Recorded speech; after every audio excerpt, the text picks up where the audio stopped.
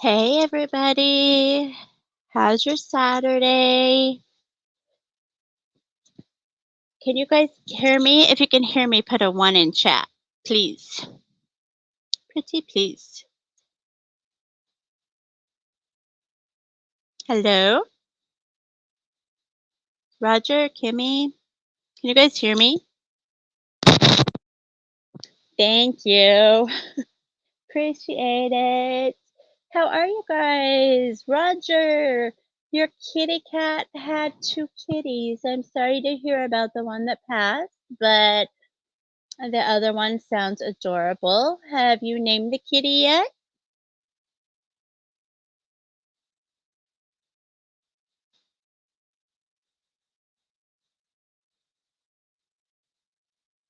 And I also did post the link. This is going to be an open panel chat. So if you want to come on up and say hi, I can post that again for you. Everybody is welcome. It's just going to be kind of a little chit chat kind of night. Nothing real important to talk about. I just wanted to come on and say hey. And thank you guys. You guys are amazing. Very, very much so amazing. Hi, Freckleface. How are you, dear? It's good to see you.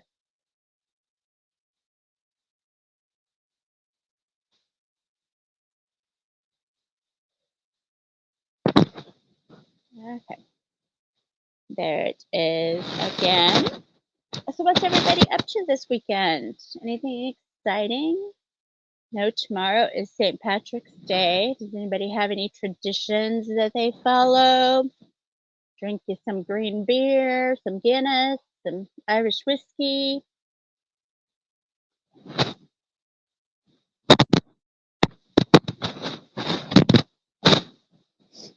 Okay, I have dead air. I am so sorry. I'm trying to get everything situated and chat.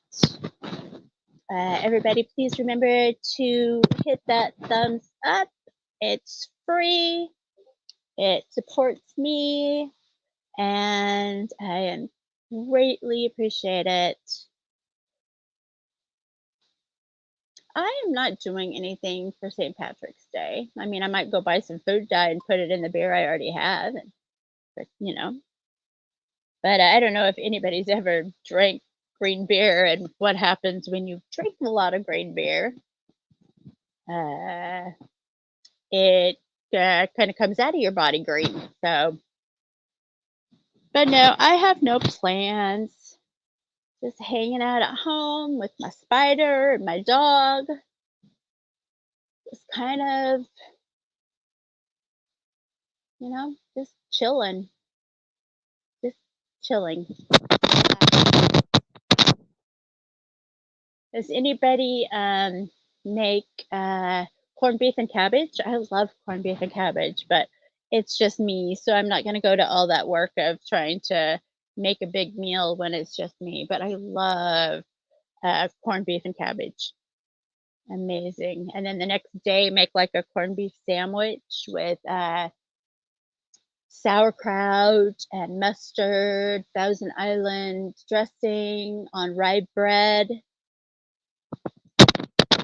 That's called a Reuben sandwich. Oh wow, Roger! Congratulations. That's amazing. Wow, let's all celebrate Roger. Congratulations. You get some little balloons and stuff in chat for Roger. That's amazing. So proud of you. Freckleface, I don't eat a lot of red meat. Corned beef, I can because it doesn't seem to be on the greasy side. But I don't eat a whole lot of red meat just because it doesn't like me. Having had my gallbladder removed, I can't eat a whole lot of greasy food, meat. Like if I was to go to McDonald's and get myself a quarter pounder with cheese, don't expect to hear from me rest of the evening.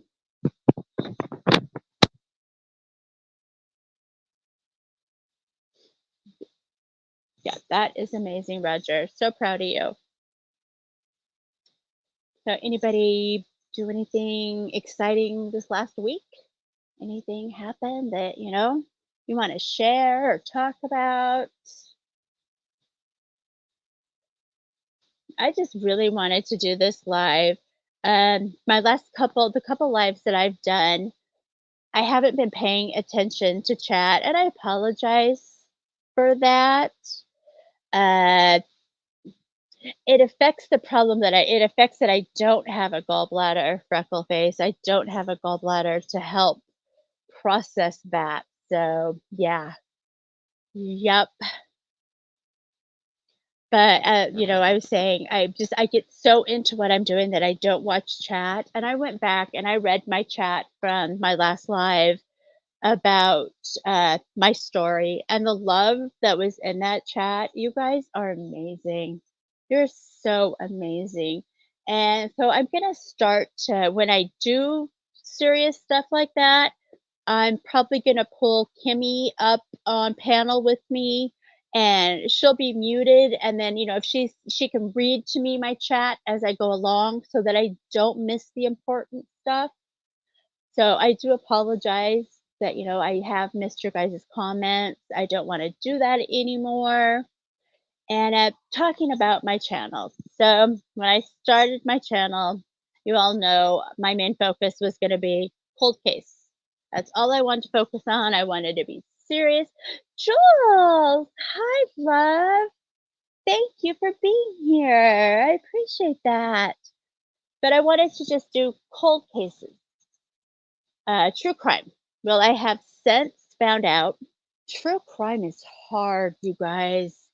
True crime is, whew, I give props to people out there that do true crime continuously. There's a lot of research that goes into it. I have two stories that I'm still researching. I don't take any of my research off of the YouTube streets. I don't copy any creator. I'm looking for it all on Google. And so when I find stuff that I can use about these cases, I then have to research the page that I found it on and see if they give permission to use their articles. If they don't give permission, then I have to reach out to that publication, explain what I'm doing, and asked for permission, and I've asked for permission.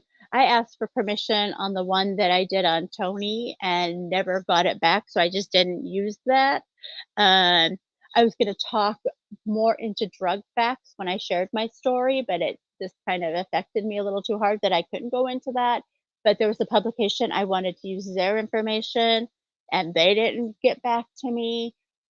So true crime is really hard. Like, I give props to the people that are out there doing it. I still want to do my cold cases. I'm kind of looking more at maybe once a month I'll feature a cold case.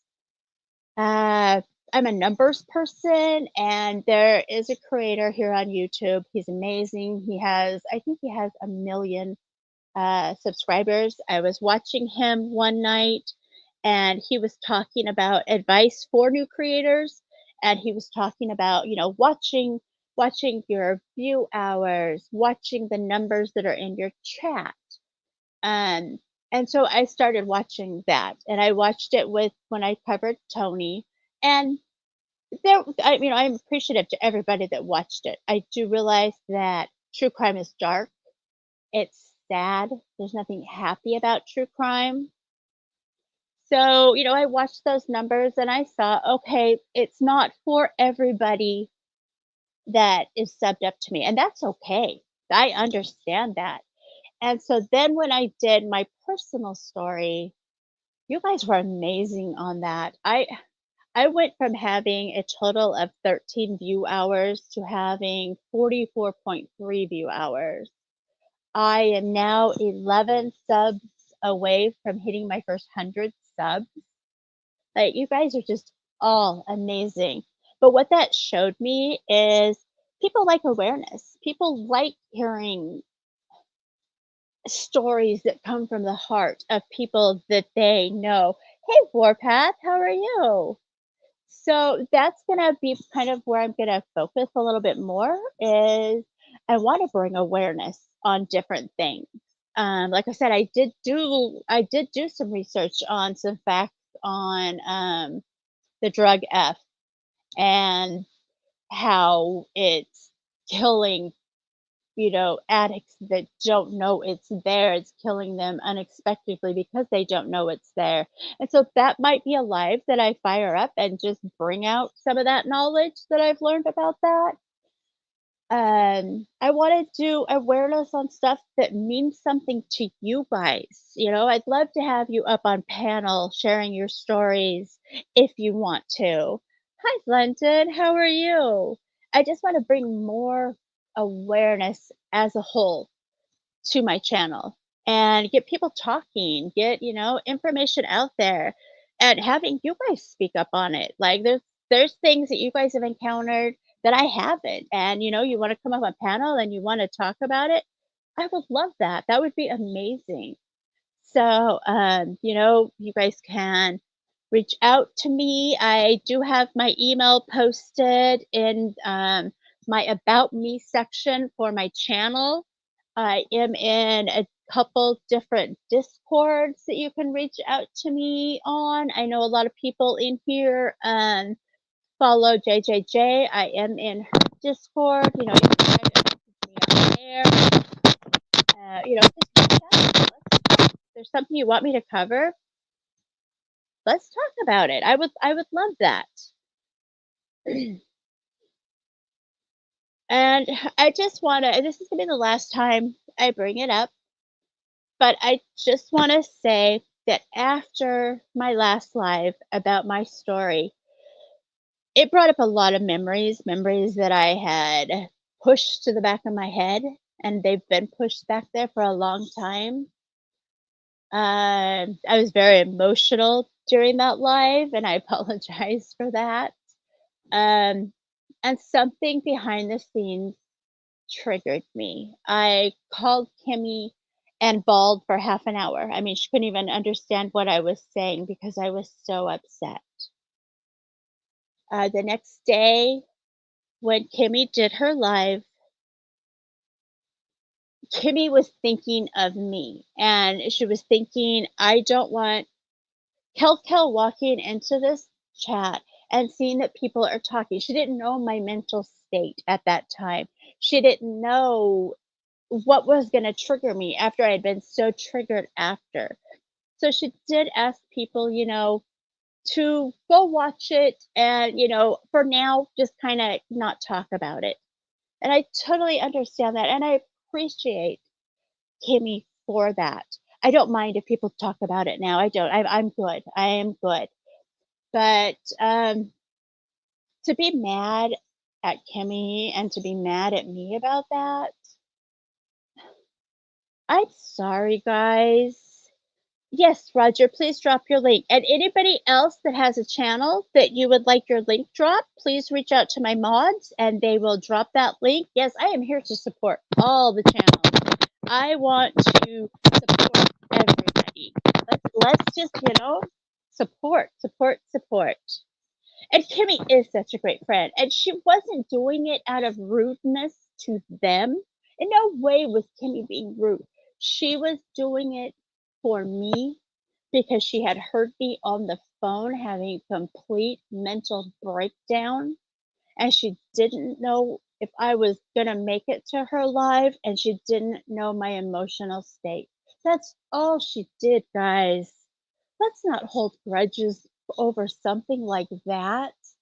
We're all adults, people, and I appreciate Kimmy for doing that.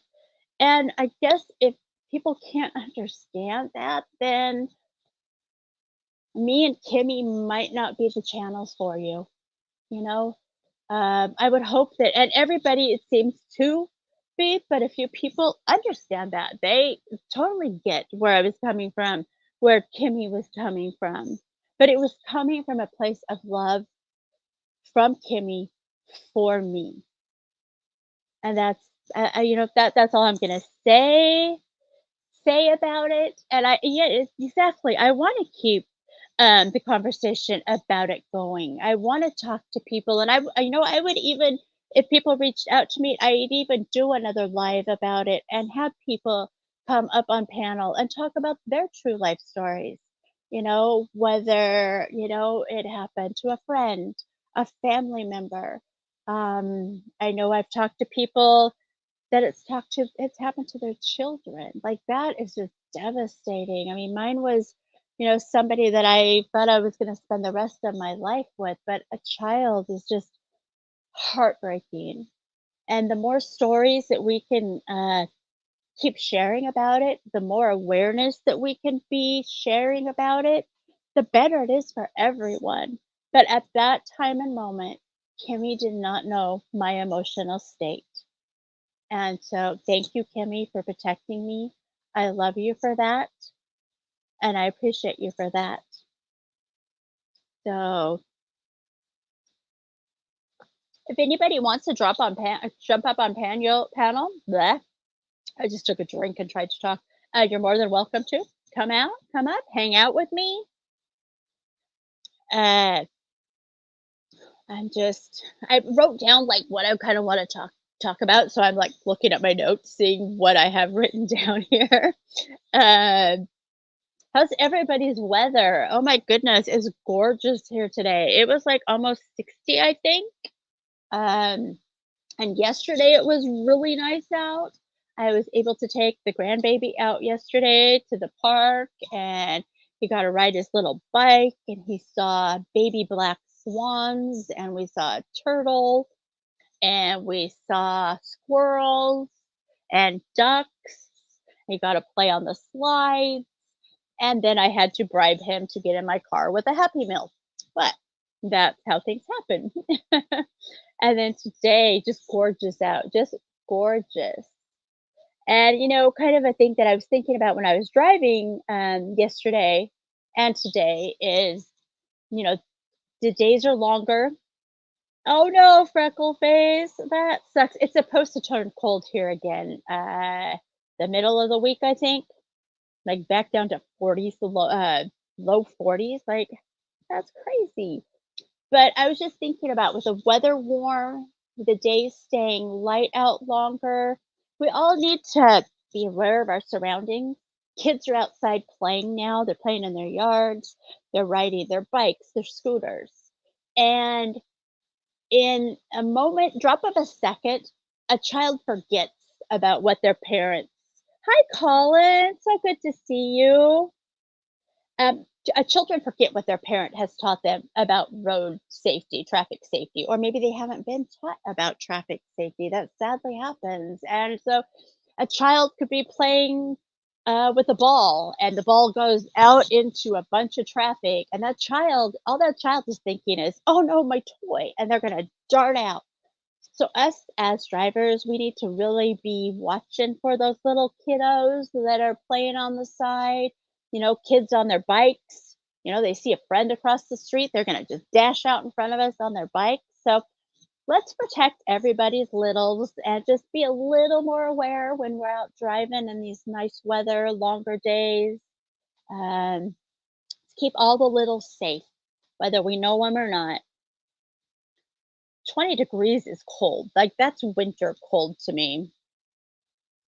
And glad you survived the tornado, Roger. I was worried about you.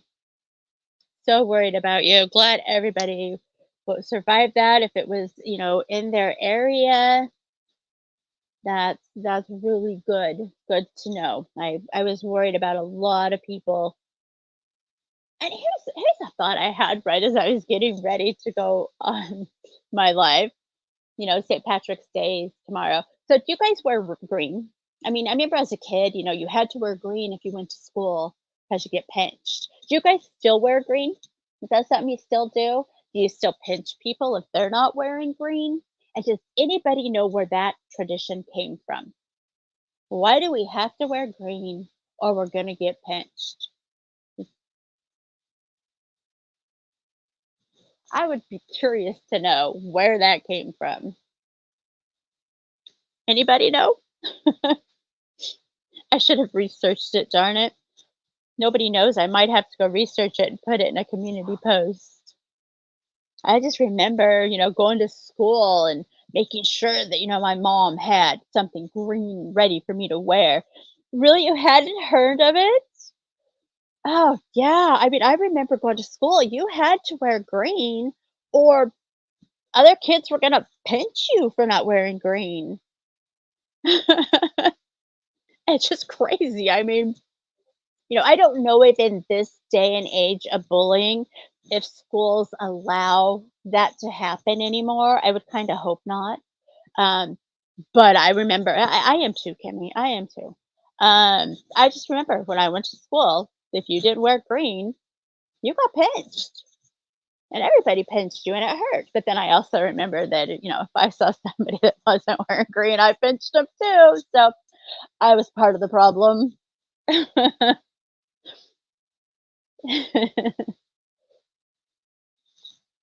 So I just thought that was interesting. Wanted to know if anybody actually knew where that came from, why it came about. Do Irish people in Ireland just walk around tomorrow, on St. Patrick's Day and pinch each other if they're not wearing green? I don't know. I would like to know that information. Uh, let's see. What else do I have to talk about? I just want to say, I said it's open panel.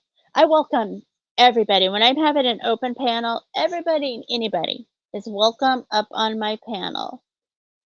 Hey, Panda, so good to see you, hon.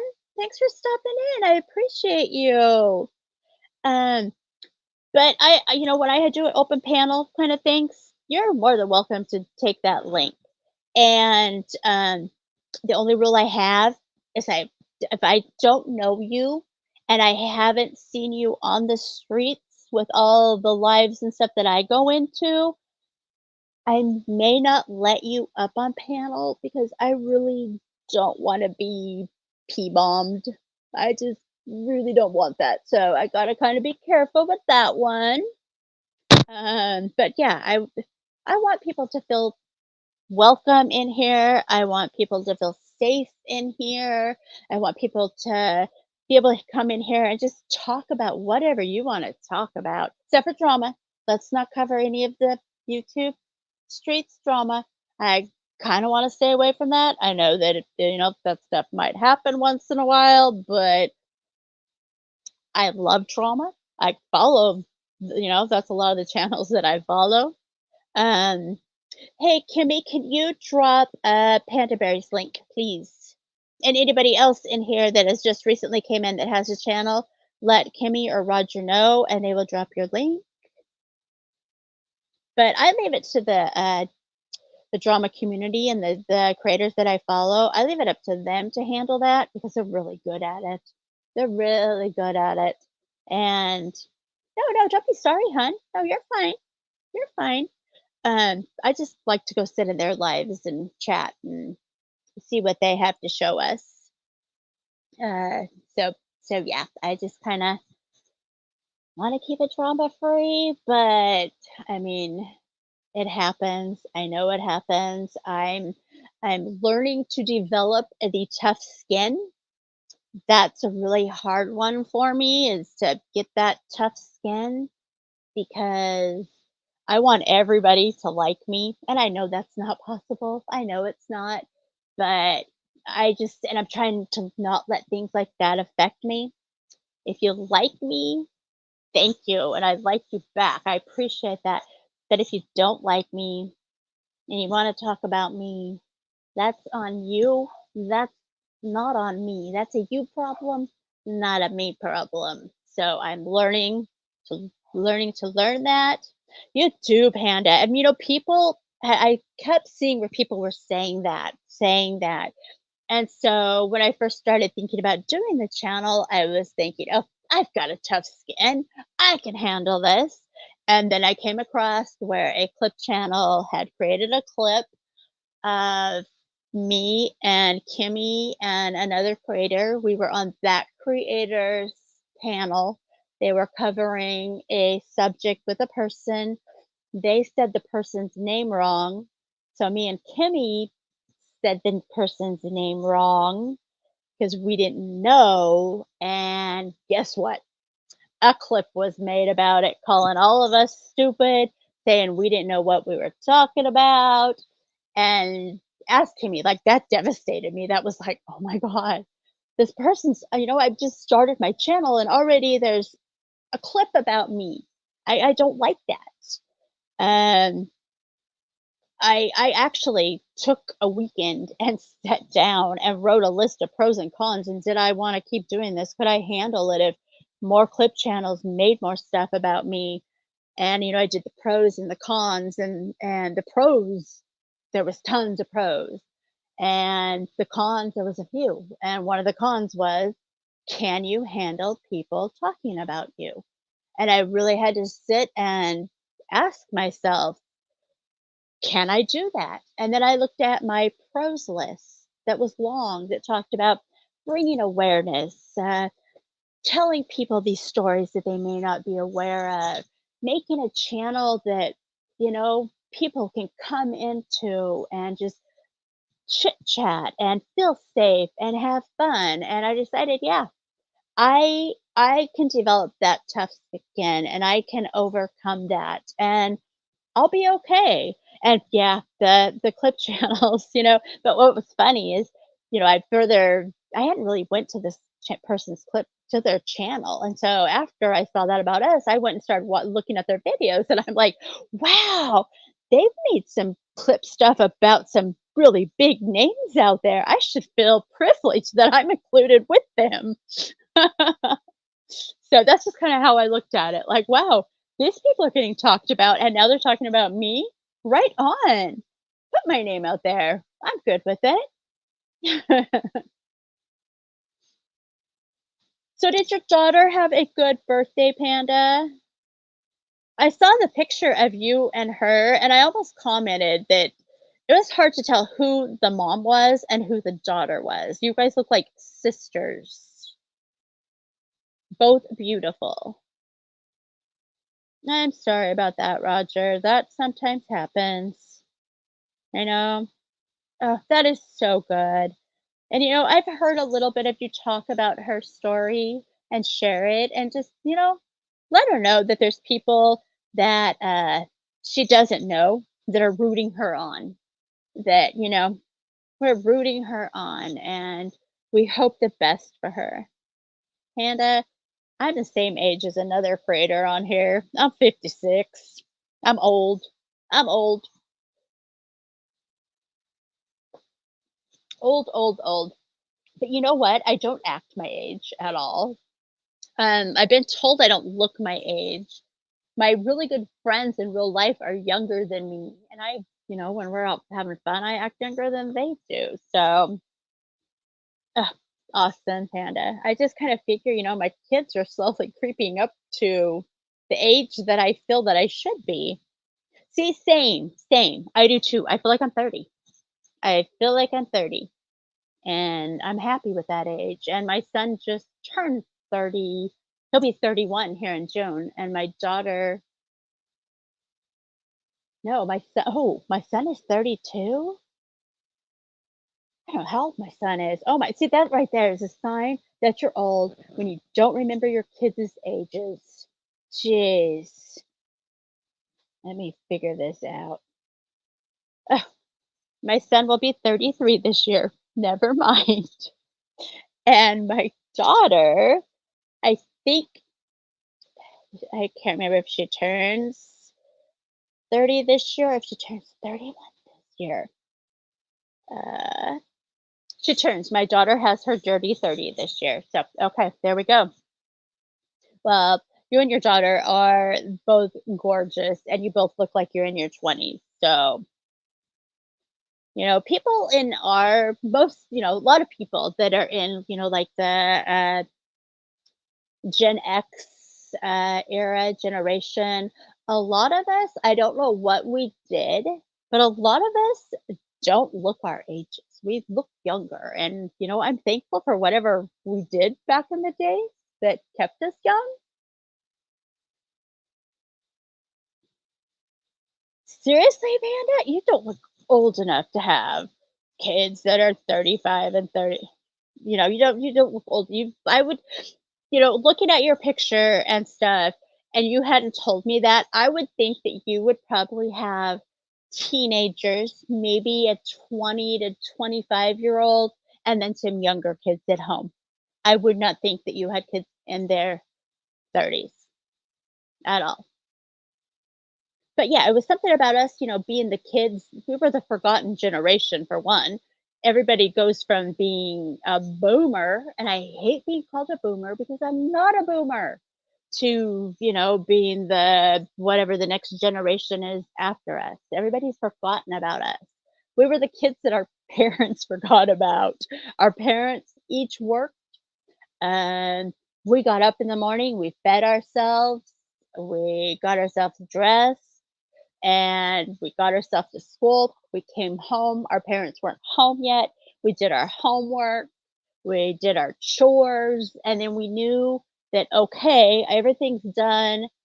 Mom and dad will be home when the street lights go on. So we can go out and play, ride our bike, skate, but we've got to be back as soon as that street light's on. Yes.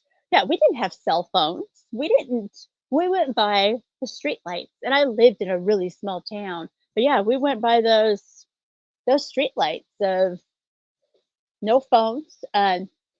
Me and my brother would, on a Saturday morning, my brother had his chores. I would help my mom clean the house, and as soon as we were done, then we were allowed to go. It would be right maybe an hour or so before lunch. My granny lived a few blocks down, so somehow me and my brother knew when lunch was. We'd head to my granny's, she'd make us lunch, we'd hang out there for a little bit, and then we'd head back out and play.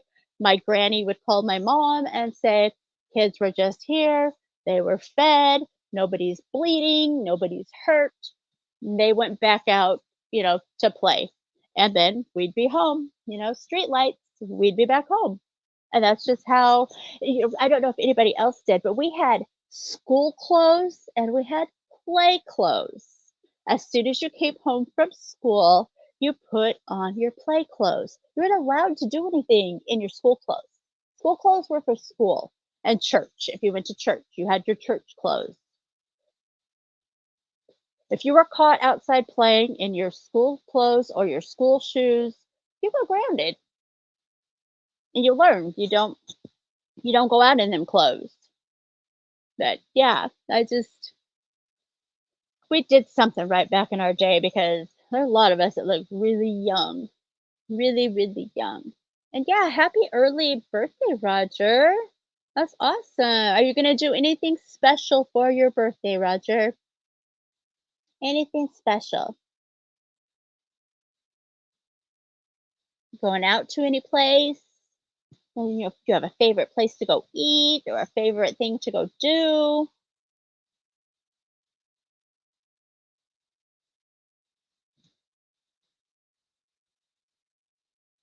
The fair always falls. Our town fair always falls at my birthday time. So I always kind of center my birthday around the fair. I like to go to the Demolition Derby. Depending on who's in concert, maybe we'll go to the concert. I do like the rodeo. We have a couple cowboy bars that sit right by the fairground, so it's kind of fun to go there. And I'm a cowgirl, for that weekend. It's just, yeah. Anybody I have any special birthday traditions that they do for their kids? Any kind of stuff like that?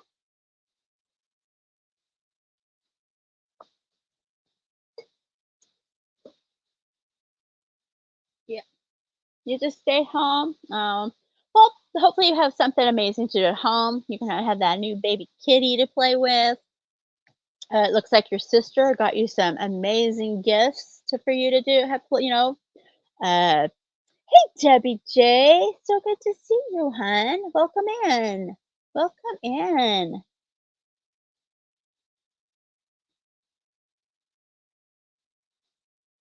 That's awesome. I try to do that with my kids too. Well, my son doesn't actually live in the same state that I do. He's in a different state. So I don't get to celebrate his birthday with him. My daughter does live in the same town as I do. So, and her birthday, do I wanna say no, I'm not gonna say, but her birthday falls on a fun day, so, when she was little, we would always, use that to our advantage for parties and everything, but, yeah, I always try to make sure that, my kids had great birthdays, and I still, like to take her out if she's not doing anything, take her out and the grandson out and, just go have fun, have dinner, maybe a drink or 2, um this is something I might cover later on. I do have childhood trauma, um, and so a lot of my memories I are locked away.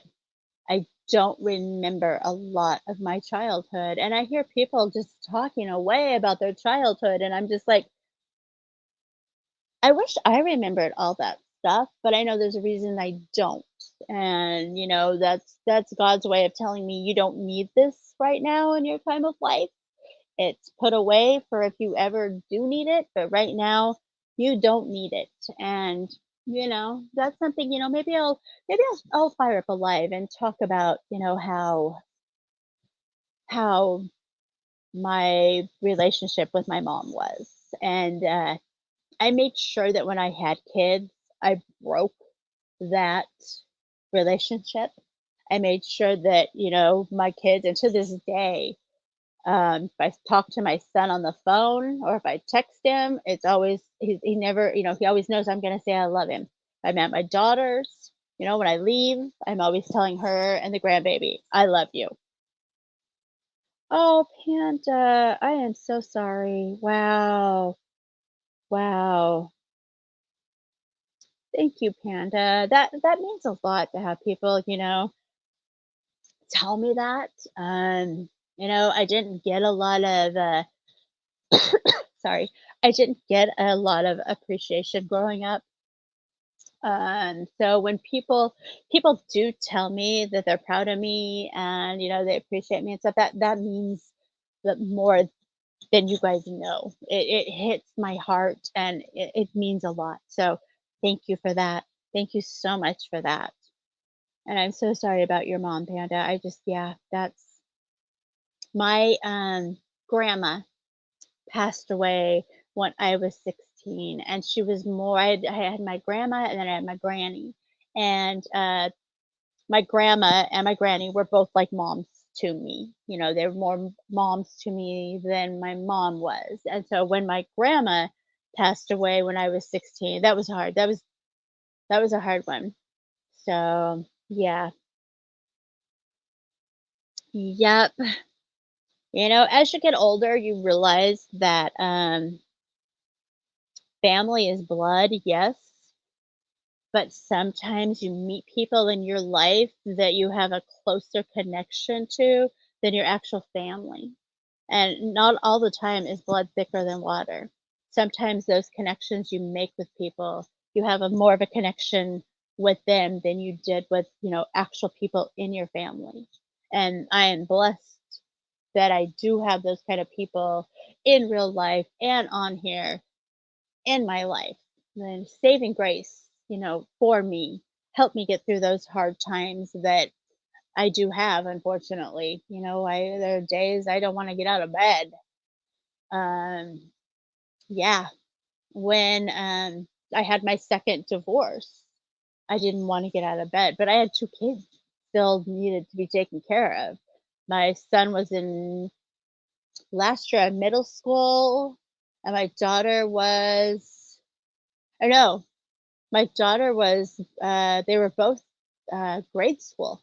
It was my son's last year of grade school, and my daughter was just starting. So, I mean, I had young kids to still get up, take to school, clean the house for, cook their meals for, shop for, show them that yes, one parent has stepped out of the picture, but I'm still here. I still got you.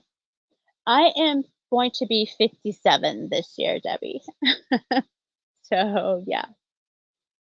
So, and my ex, he is my daughter's dad, and my son has a different dad. So, yeah, I got 2 different baby daddies, y'all.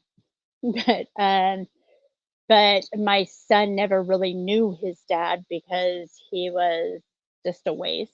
And so when my daughter's dad stepped into the picture and we got married and I had my daughter, my son was young enough that he called him dad. And he thought of him as dad. I mean, even in school, he would use his last name, and teachers would be like, is this okay that he's using this last name? It's not what's on our records. And I was like, yeah, let him use it. Let him use that. And and so that was his dad. And so when we separated and he met somebody else, and she was younger, she was way younger, didn't have any kids. She didn't understand the concept of raising somebody else's kid. And so she pretty much talked my ex into having nothing to do with my son. That was really hard on my son. Going from having a dad, well, first of all, lost his real dad because he wanted nothing to do with him. And then going from a dad that was there all the time and supported him to then having this man just shut him out. He'd come get my daughter for visits, but my son wasn't allowed to go on the visits. That's really hard on a kid, really hard. And to this day, my son doesn't want to get married because he have kids. He does not want to get married. He does not want to have kids because he doesn't want to do to them what was done to him. And that breaks my heart. He's got some cats and he's got a girlfriend and he's happy with that. And I've got to respect that about him. So, yeah, sharing a little bit more about me.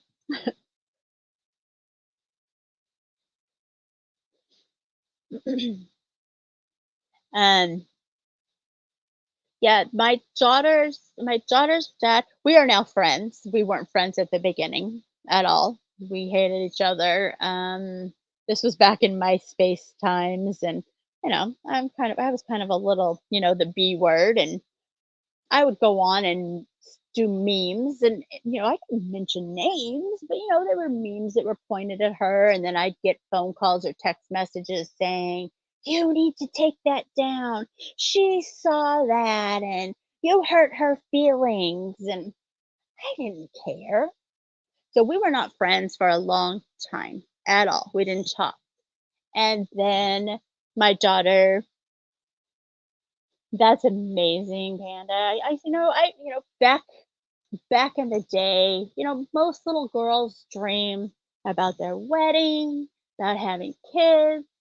My parents, before my mom passed, had celebrated, they were coming up on their 55th anniversary. They didn't get to celebrate it. And I always just thought, I want to do that. I want to have those 50, 60 years under my belt. This doesn't happen anymore. Not a lot. We don't hear about that anymore. And, now at my age and no prospects in sight, I'm just like, I don't even know if I want to get married again. I just like to find somebody to, be friends with, have a connection and grow old together. But then from that also comes my fear of loving somebody again and having them taken from me. So I'm a hard one to love because that is a barrier that is up right now is I don't want to fall deeply in love with somebody and have them die again because I don't know if I could handle it. And even if it wasn't from then I would hope it would not be from that same reason. um, I honestly don't think me being clean now for, and I got that wrong because I was so upset. I've been clean for almost 3 years, not 2 years. I was so upset and the numbers, but yes, I've been clean almost 3 years. But I would hope that I wouldn't invite that kind of person into my life again. Um, But, even dating somebody close to my age, and I just, I don't want, like, something else to take them out, heart attack, cancer, I'm scared. I'm scared to love again. I am. So, thank you, Panda. Thank you. It's just, yeah, and I people told me to get counseling with each little thing that's happened in my life, and I remember the very first time I went to counseling. And I don't know, I just don't feel like, and I was young. I don't even think I'd had my son yet, and I just didn't feel like the counselor, I don't know, I just didn't feel a connection. Um, Debbie.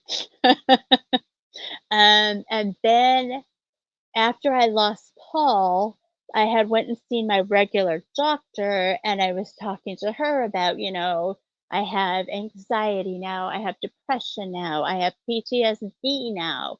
And she said they had an in-house counselor, and would I like to talk to him and just, have somebody to kind of talk to. And this man, I saw him twice because I gave him a second chance. This man sat there while I am bawling my eyes out and continually yawned while I was talking. Like, I was so tempted to say, "Is my story boring you?" Like, it could have been a medical condition or something. I get that.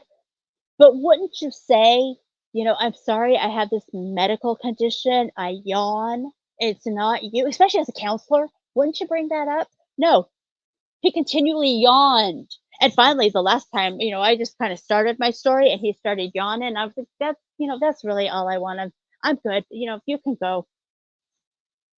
Uh, yeah, just yawn. And so now I don't wanna see a therapist. I don't. I don't want somebody yawning at me, and, I had just been told, because this was right after he'd passed, so I was already being told by people, um, "Quit writing about him on Facebook. If you're gonna come out with us to have a drink, then don't talk about him. I think you've grieved long enough. You need to move on." And then to have a therapist yawn at me, that really made me shut that part of me up with him. And so when I was approached and told, share the story on YouTube, you can help a lot of people. A lot of people like to hear about the love stories and everything. And at first I didn't want to because I was scared of that again. And then I thought, you know what? I can share our love story, but I can also share addiction, overdose, and how it tragically ended. I can share that awareness so that me sharing my story isn't just me talking about me and him and, "Oh, please feel sorry for me," because I don't want nobody to feel sorry for me. But it gave people awareness. If that story can help one person out there, then you know what? Paul didn't die in vain, you know? One person. That's all, and that means that his death actually helped somebody, and that would be so amazing. It really would. Thank you, Debbie. And I missed something that Roger said. Let me go back. I had a wife in 2015 till I found her poisoned me with antifreeze in my drink. Roger! She's in prison now doing life. Well, I would hope so. And I'm so glad she didn't succeed. That is awful, Roger. I am so sorry. Oh my goodness. People out there are just crazy, just twisted, and I don't understand. And that's another thing that I would really love to cover is mental health. How mental health, people aren't getting the help. The help isn't there like it used to be for mental health. And addiction and mental health fall hand in hand. And when I was doing my research on addiction and recovery, every place I found, that you could click on and get help, and then in their comments would say, "We accept most insurances, we accept this, we accept that." if you're homeless on the street as an addict and with a mental health matter, you're not going to know where to seek that help. You're not going to know how to get that help. And so you just continue to wander the streets, be homeless, be an addict, and there's no help. And that's sad. Yeah, exactly, Debbie. Exactly.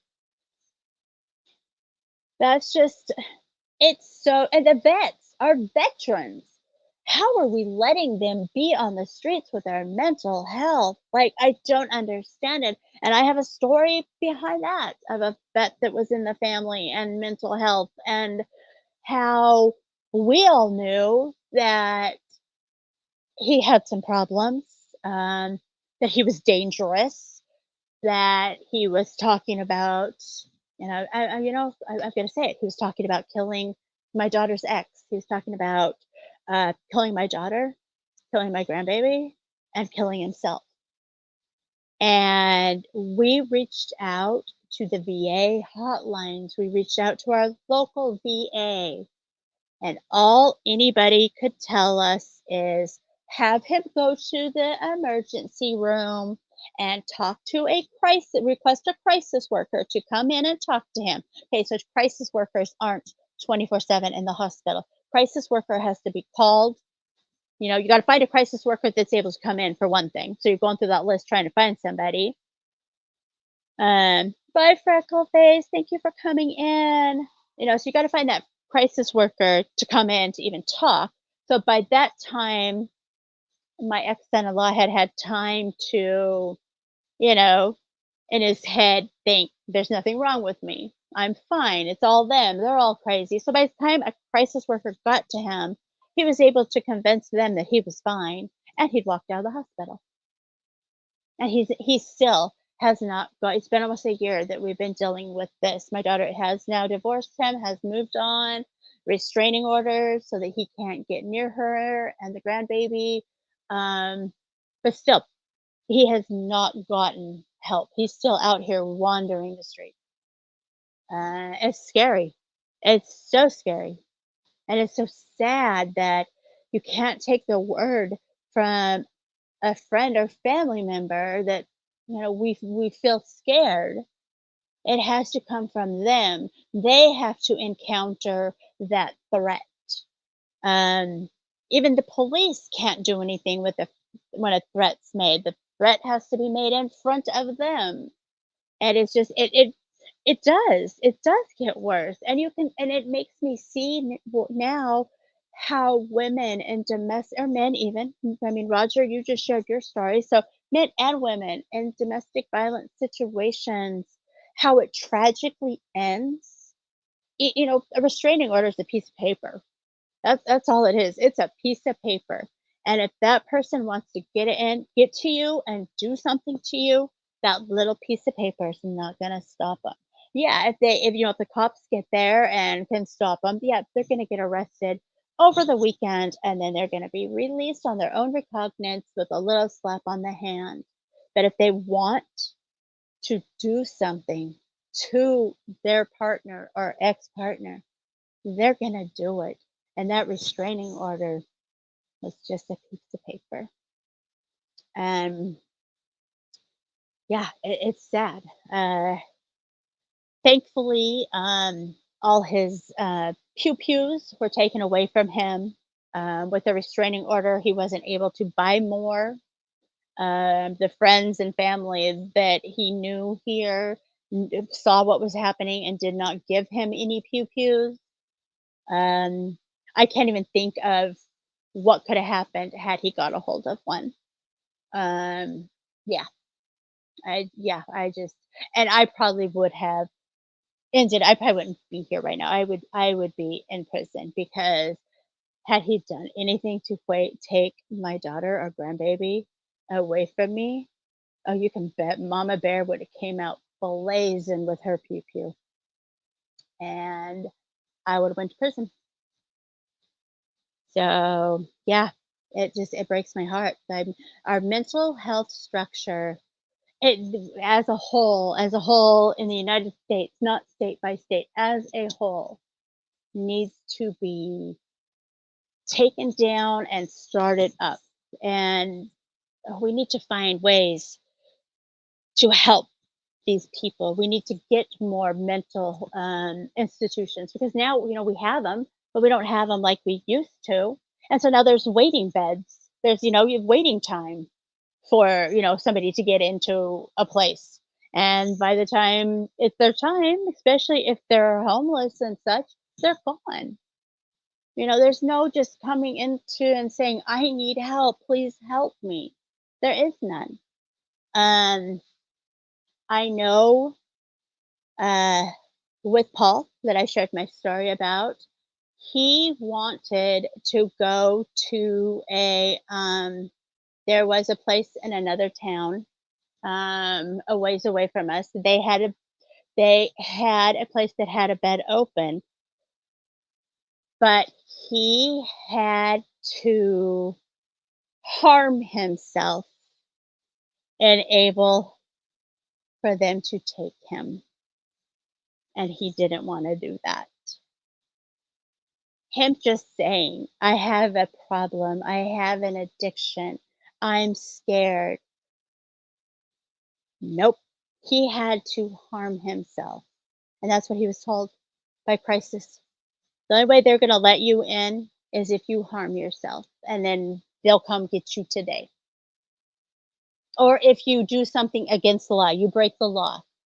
If you break the law or harm yourself, they'll bring you right in. Well, he had a good job lined up for him with the promise if he got clean, he could have this job. So he didn't want to get in trouble with the police because then that's on his record. He didn't want to harm himself. That was the furthest thing from his mind. Um, so yeah, he didn't get that bed that was waiting there for him. He did have friends that took him up in the mountains and put him in furnished a little cabin for him, and he had people that were there with him all the time, but he didn't get the meds that he could have had. He had to recover cold turkey from H with the vomiting, the chills, the depression, all of it, and then it didn't work. I mean, I don't know. I hadn't met him at that time yet, but it didn't work. I think he was maybe, if he was lucky, was clean 6 months to a year, and then went back to it, balls to the wall. So yeah, yeah, it is. It is. I mean, that was not my drug of choice. I never touched that.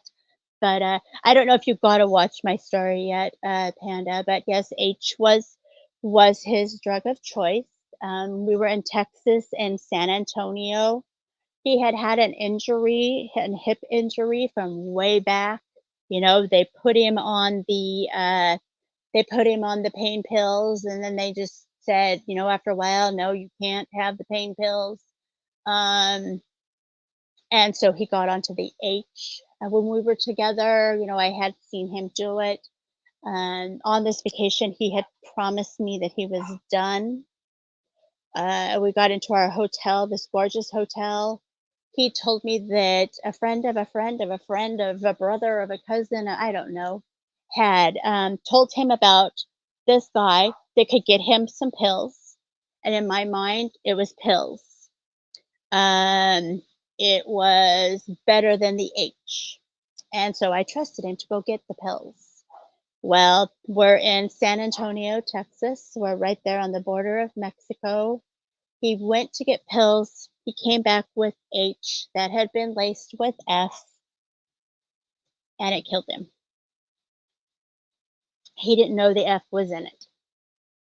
And yeah, that that's what happened. And there's so many addicts out there that don't realize that their drug of choice now has F in it. They don't know. They think they're going and buying that normal WF is fentanyl. It's fentanyl. And the drug dealers put the F in the drugs because it's cheaply made. They can cut whatever drug it is with the F, which means that you're not getting as much as of your drug as your choice as you're thinking because they put this cheaper F in it. And the addict is coming and buying that and they're thinking, okay, this is my normal dose. I can poke my arm with this. This is what I do all the time. And unbeknownst to them, it was cut with F and it kills them. It doesn't take very much of F to kill a person at all. It's just a tiny, tiny dose. No smell. Yeah, exactly. They have no idea. They have no idea. Yep. Yep. It's sad. It is so sad that, and the F that's on the streets. Oh my goodness, Panda. I am so glad that she is sober from it. That is so scary. That is, yeah, so scary. Wow. I am so glad that she's good and she's here and you can tell her story. And yeah, wow. Yeah, it's so scary. But the F that is out on the streets is not the F that you would get when you go to the hospital. They use F in like micro doses, like when you're in labor. Micro tiny bit is put into your cocktail to help you with, the pain. They use it on people that are, say, passing from cancer or something like that. They're using the tiny, tiny, tiny micro doses of that to help with that. But the F that's on the streets is as man-made. They've made it themselves. It's not medical grade F. So, yeah. So, yeah, it's scary. Oh my goodness. Panda, she was pregnant and then baby's okay. Oh, yes. Thank the Lord above. That is so scary. So scary. Yeah. It's made in Mexico by the drug cartel. Yes. Yep. They can make it cheap. And when they send the drugs here to the States, the drug that starts with a C, the drug that starts with an H, the drug that starts with a M, um, they cut it with that and they send it here and they can still charge the addicts here the same price. But guess what? It took them a lot less money to make it. So they're making a bigger profit from it, you know, and there are people that start out small, like Panda was, explaining with her daughter, that do get addicted to it by itself. They know what they're dabbling in, and they do get addicted to it, but it could still have the same consequences because when you're an addict, you chase that very first high. I do. That's her. Oh, she's gorgeous. I thought that was you. Um, but yeah, you chase that first high. You never get it, but you chase it. And, you think that if you use stronger and harder drugs, you're going to accomplish it. And that doesn't always happen. And sadly, we're losing people in the United States and in other countries by, I think when I was researching it. Don't quote me. This is what I think I read. This isn't documented. This is, in my opinion, I think I read this that every 4.5 seconds, somebody in the United States dies from a drug overdose. we've been on this live for an hour and 4 minutes. So take into account how many people, as we're sitting here talking, have passed in the last hour and 5 minutes. Yeah, Panda, that's how it started with Paul, is they gave him pain pills. Yep, that's how it starts for a lot of people. They give you the pain pills and then, you want more, you're still in pain and you've gotten addicted to them, and then they're just like, "Sorry, we can't help you. Go home." And they just kick you into the streets and don't care about that now if you stop, you're gonna go into withdrawals. They don't care about all of that. And, then they go on the streets and they find the harder stuff. With Paul, it started with, he went onto the streets to find more of the pain pills. But the pain pills were expensive on the streets, very expensive on the streets. And he found out that, for what he was paying for a couple pain pills, he could buy a big dose, a big baggie of H, and it was a better high, it lasted longer, and it was cheaper for him. So, yeah, scary, scary stuff. And it doesn't, I don't see anything in the future that's going to stop it. And that needs to change. Something needs to be done. And I think it needs to start with mental health and insurances and um, helping the people that are addicted that want to get clean. Because, you know, nobody's going to get clean unless they want to get clean. And that is a true fact. But when these people are begging to get clean and we're telling them, sorry, there's not a bed open. I mean, that's pretty much like a doctor just signing their death warrant. It's it's bad. See, I'm the same way, Panda and Debbie, unless my I get back spasms and I have home remedies that I use.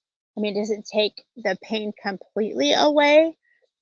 But if the spasm gets the best of me, I will go get just like a couple days worth of a relaxer and then like maybe just a couple pain pills that are going to get me through till the relaxer can kick in. But other than that, no. I mean, half the time I don't even like taking Tylenol or anything. Yeah, no, I understand that, Panda. I totally understand that. No, I totally understand. Yeah. Yep. Yep, yep. It's it's sad. It's really sad. Totally. Yeah, no, I totally agree with you there 100% Panda. You have to because me being recovering, um I can't promise anybody that if I was to go into somebody's house and they were to pull out my drug of choice, I would hope that I would be strong enough, but I can't promise anybody that I wouldn't partake in that. And so that's why I don't um, communicate with friends from that past. I can't. I can't because there's always that little voice in your head of, do you remember? Remember how good it felt? Remember the numbness? You didn't have emotions. You weren't happy. You weren't sad. You were just numb. And so yeah, I mean, even though, us that are recovered and have been clean for years, it's always part of our brain. It's always part of our brain. It's always gonna be there. I know, Debbie. I would hope that I could walk past that, but I can't even explain it. That it just when you smell it or you see it, um, that little part of your brain that remembers it takes over your brain. It's awful. It's awful. And it's always gonna be there. And I get why Panda says no opioids at all in our house because, yeah, I mean, her daughter just sees that and thinks about, I mean, and it's done. There, you're right back. Yes, yes, yes. You know that when I the very first time that I got clean, yes, I've, you know, had where I've fallen back, but, I can remember about dreaming about my drug of choice, and in that dream, the dream was so real that I could smell it, I could taste it, and it tasted gross. I mean, I'm not even gonna, and it smells gross, but in that dream, my brain could taste it and smell it, and yeah, I try not to, Debbie, and that's why I stay away from those places, and, that's why a lot of times people are like, "What are you doing?" I'm like, "I'm at home.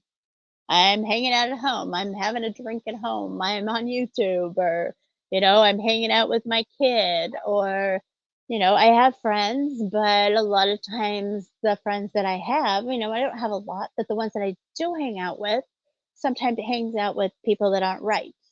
And yeah, we could be at a party and Debbie, I would much rather smell the ice cream than what my drug of choice smelled like. But yeah.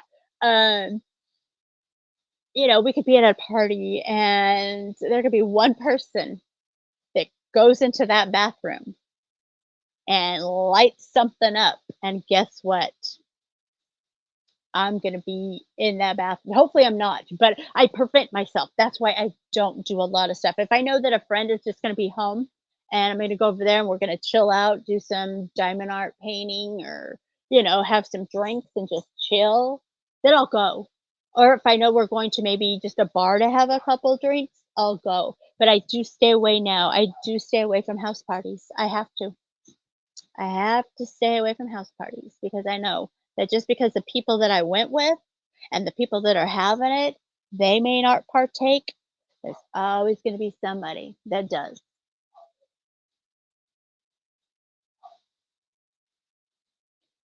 Pillsbury makes a zero sugar cake and zero sugar frosting. I didn't know that you were diabetic. Yes, yes, I did, Panda. Yes, I did. I heard you talking about it the other day. I'm sorry, I did hear you talk about it. Yeah, yeah. I know that when my dad was living at home, he's now in assisted living, but when he was living at home, he's diabetic. And so I'd get him like the diabetic cookies and the diabetic candies and stuff. And they don't taste the same. They don't. They lack luster. But my dad, he liked his sweets and his cookies and stuff. And so he knew that if he wanted it, that he had to have the sugar free, and he got to where he did get used to it. So yeah, he liked they were caramel, a hard caramel, and they were sugar free, and he loved those. And like sugar free peppermints, he would eat. He liked those, but yeah, the sugar free root beer. Like I've tried sugar free root beer, it's not the same. It just doesn't have the zap that regular root beer has. So, oh my goodness, guys. I just look, we've been here an hour and 13 minutes. Holy cow. You get me talking and I don't shut up. But yeah, I just wanted to tell everybody thank you for all the love and support and kind of where I'm wanting to take the channel more towards awareness. I do want to cover my cold cases still, but it's hard work.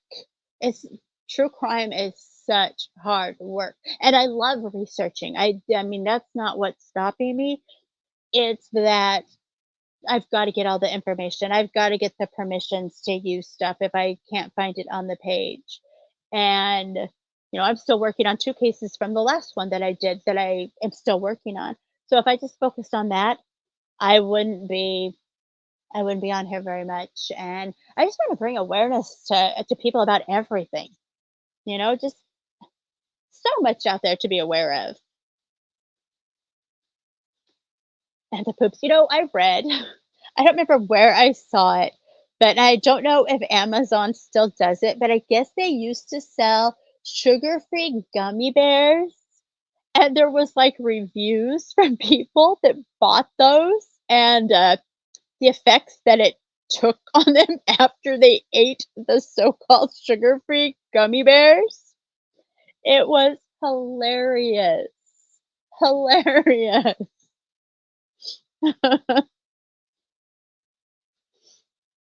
This yeah, if you're ever nothing to do, see if you can find the sugar-free gummy bear reviews from Amazon. If you need a laugh, you will laugh.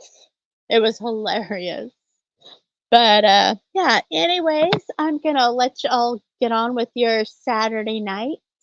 I love and appreciate all of you. And if you haven't hit that thumbs up yet, I appreciate if you do that. It doesn't cost nothing. It helps me and my channel get out there. And yeah, you guys can reach out to me. I have my email on my channel. Like I said, I'm in a couple of Discords. I know a lot of you are from JJJ. I am in her Discord. You can privately reach out to me there, reach out to my email. If you have something you want to talk about on stream with me, if you have something you want me to cover, reach out. And I'm going to do these live chit chats more often because I just like to get to know you guys. I like to, spill the tea a little bit. And yeah, I love you guys. Thank you for being here. And I'm sure I will see you on the streets. Bye, everyone. Have a good night. Love you.